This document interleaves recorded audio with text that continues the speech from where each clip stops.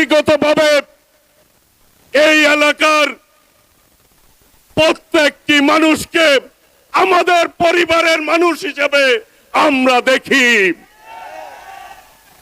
বাড়িতে একটি পরিবার, ওটি ক্ষুদ্র পরিবার, আর এই এলাকা দল করি সেটি বৃহৎ পরিবার।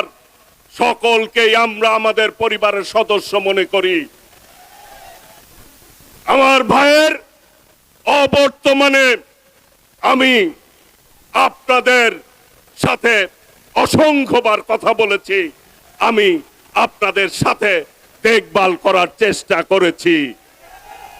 হয়তো কখনো ঠিকভাবে দেখতে পেরেছি, হয়তো কখনো ঠিকভাবে দেখতে পারি নাই। অসংখ্যবার এই 17 বছরে আমাকে জেলে যেতে হয়েছে, নির্যাতন ভোগ করতে হয়েছে। প্রিয় ভাইরা, আজকের দিনে